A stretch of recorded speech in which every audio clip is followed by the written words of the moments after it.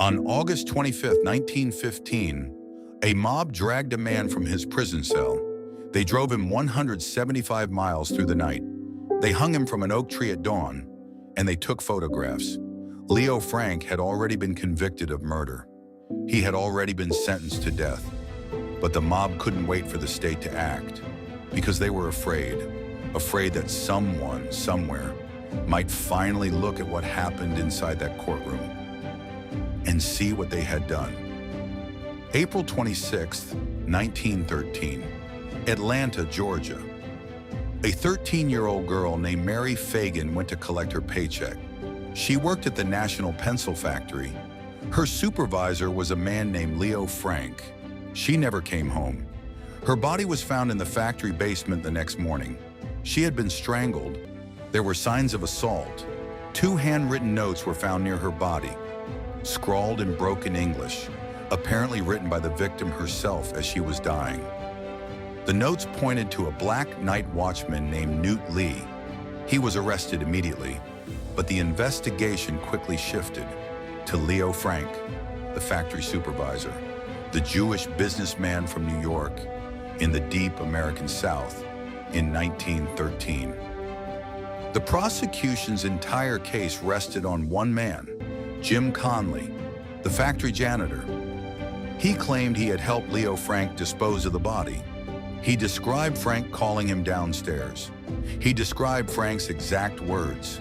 He described wrapping the body in a bag.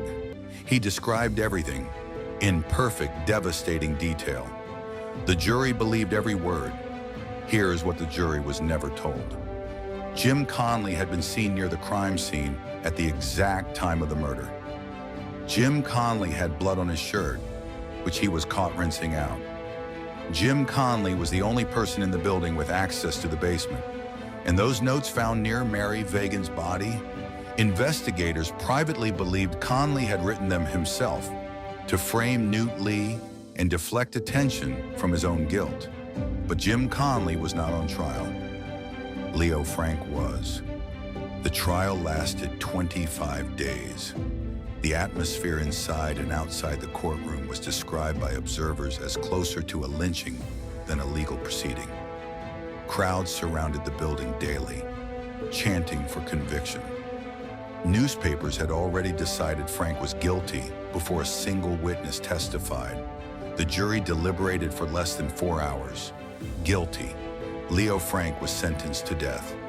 When the governor of Georgia reviewed the case and concluded that the evidence against Frank was deeply unreliable, he commuted the sentence to life imprisonment. 2 months later, the mob came for him anyway.